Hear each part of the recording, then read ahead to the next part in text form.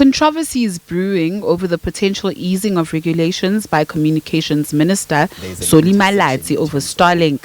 Starlink is a network of satellites operated by Elon Musk, SpaceX, providing satellite internet access coverage to a number of countries, including neighboring Botswana, Lesotho, and Mozambique. Starlink is another alternative way of providing internet connectivity in very remote areas. So what Starlink does is they've got these satellites, they're called low-orbit satellites, that sit about 600 kilometers above the Earth's surface, and they just transmit down to Earth. They transmit data. If you've got a receiver and you want to connect to the internet, it allows you to connect. They've got about 8,000 of these satellites that really blanket the Earth and just allows you to connect to the internet in remote areas, providing low latency, high-speed connectivity. On Friday, Malatsi gazetted a policy in which broad-based black economic empowerment will be eased to accommodate such companies.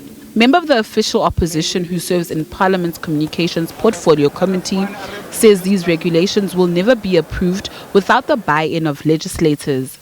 Makhubele says these draft regulations are anti-transformative and demands Malatsi to account before parliamentarians on Tuesday. It cannot be done without the approval of Parliament, let me put it that way, because the legislature, the acts, this is a function of Parliament, and we have an oversight role as legislators and in our committees to oversee it. And if you want to do anything, introduce regulations, you must first change the act. So you can't introduce a junior regulation to ease without changing the act. It cannot be in conflict with the act.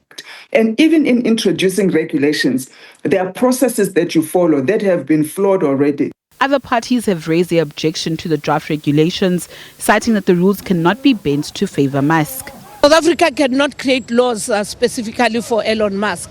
We know that even with the World Cup, the amendment of the legal framework had to do with what is good for South Africa. And even in this instance, we know that the issues about what the minister has raised must actually find expression in the parliamentary processes. And we should actually allow a situation where the portfolio committee, as it has committed, must actually summon the minister and let the minister come and account and explain himself, because there's also a misunderstanding of what his powers are.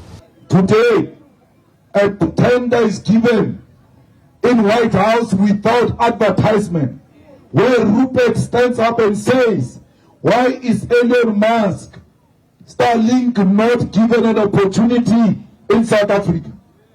Elon Musk's business cannot come to South Africa if it's not compliant with 30% PEE.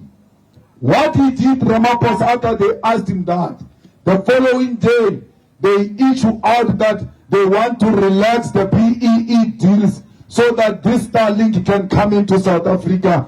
There is no such a law in South Africa. Whilst the DA has welcomed the proposed amendments, the DA welcomes the move by Minister Malatsi on the proposed amendments to the country's ICT legislation.